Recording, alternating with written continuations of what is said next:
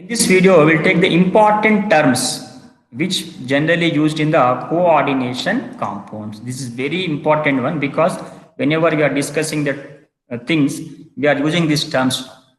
That is the reason important terms used in the coordination compounds, which is very important. But what are the terms we are using here? Okay, let me take the terms.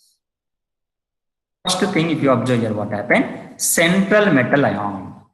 Central metal ion, whichever present at the center, that is called what? Central metal ion. Here cobalt is the central metal ion. Just now you observe this structure. No, I think you observe like this. I think you observe like this structure here. Cobalt, something like this. Here also what happened? Ammonia. Here also what happened? Ammonia. Here also what? Ammonia and ammonia. Okay. Now this. Sir. Yes. Sir.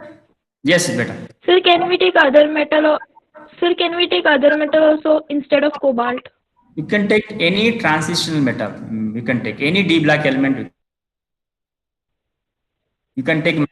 Okay, sir. You can take even what happened? Chromium, iron. When we discuss about nomenclature, no, you will get n number of examples. N number of examples. Okay, you can take any. In the last class, I told you, chlorophyll.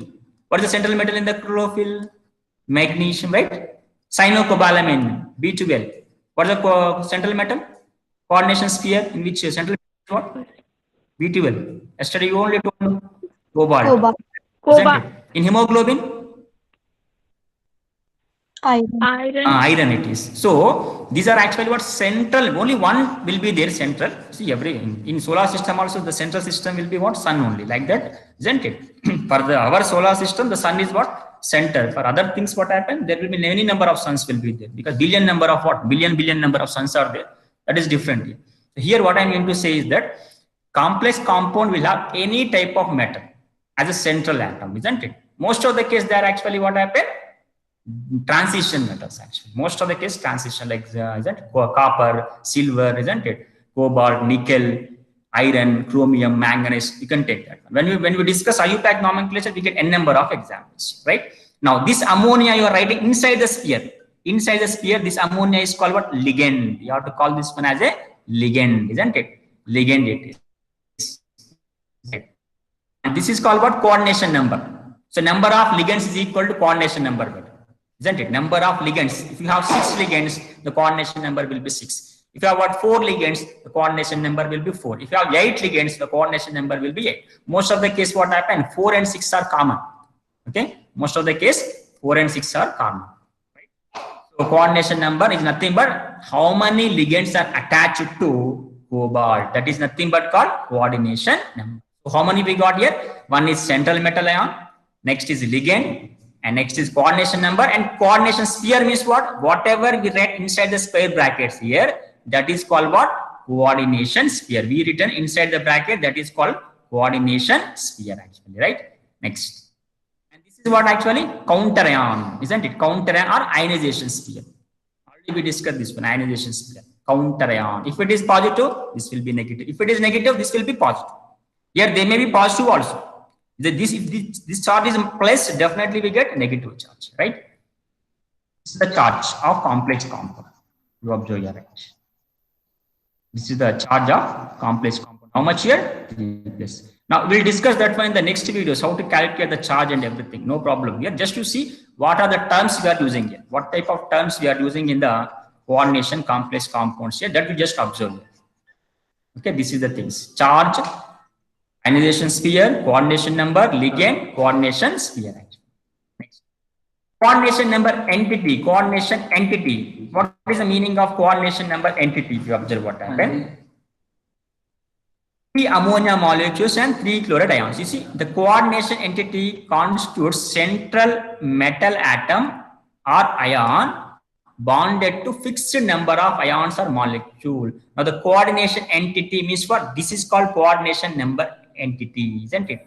So it is nothing but cobalt ion is surrounded by 3 ammonia molecules. Yes, 3 ammonia molecules and 3 chloride ions. See, what is the meaning? Fixed number of molecules or ion to be bonded with what? Central atom. That is called what? Coordination entity, right?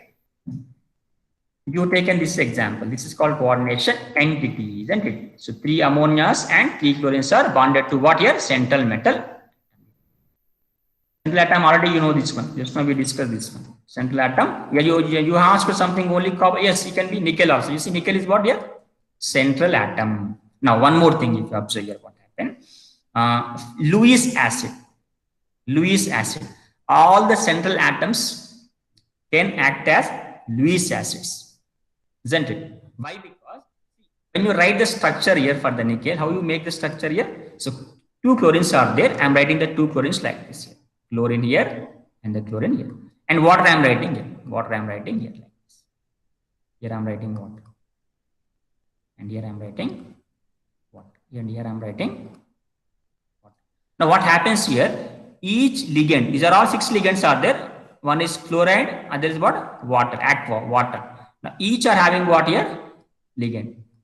All are having what? Ligand. Some lone pairs actually. Lone pair on oxygen, lone pair on the chlorine. Now nickel is having empty orbital. Nickel is having a empty orbitals. How many? 6 empty orbitals. Now what happens here? This lone pair is given to the empty orbital of nickel. Here also the lone pair is given to the empty orbital of nickel. Here also the lone pair is given to the empty orbital of nickel like this. Now nickel accepting lone pair. See, nickel accepting lone pair. So lone pair acceptor is nothing but called, definitely the lone pair acceptor is nothing but called Lewis acid. Okay, so why you are calling central atom or ion is called Lewis acid? Because it is accepting a lone pair from where? Ligand. Ligand is donating a lone pair, so it is accepting. Therefore, central atom is called Lewis acid. Then ligand is called what? Anybody? Ligand is called? Definitely is Lewis base. Lewis base. It is. It's called what? Lewis base. Sometimes they may ask this type in the way also like this. So this is only the terms you are using in the coordination complex compounds, right? So central atom of ion in cobalt hexaamine is very simple. Definitely it will be cobalt only. It's very simple. Coordination number of iron in the potassium ferrocyanide complex. See, I have to make like this. Potassium K4. In the last class we seen this one. Fe, Cn taken what? 6 times. This is the potassium. Okay. Ferro cyanide, isn't it? Ferro because it is +2 oxidation state. Ferrium is what? +3. So definitely the coordination number will be how much? Definitely the coordination number will be how much here? 6 only. Coordination number will be 6 only, right? So this is about the terms we are using generally. Okay.